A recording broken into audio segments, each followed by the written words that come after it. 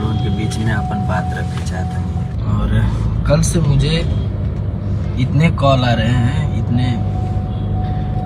हैं कि मैं आपको बता नहीं सकता, आपको दिखा दे रहा हूँ कि ये कोई नंबर सेव नहीं है।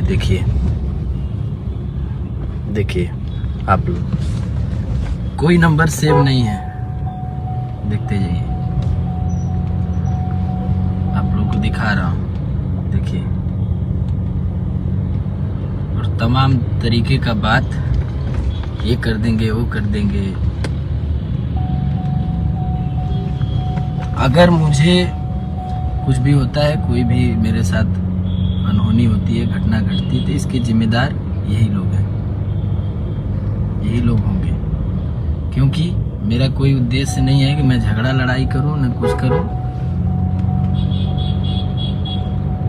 आप लोग वो वाला भी वीडियो देख लेनी जो में बहुत कुछ बोले हैं। और आप लोग जो गलत न्यूज़ बनाया गया, गलत फेक न्यूज़ बनाया गया, वो भी देखा आप लोगों ने। और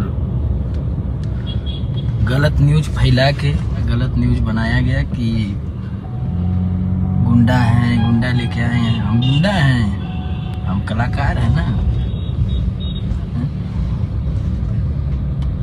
अगर आप लोगों को हमसे तकलीफ है तो मैं लाइन छोड़ के चला जाऊंगा, काम नहीं करूंगा इस लाइन में। क्यों? क्योंकि ये सब नहीं अच्छा लगता है।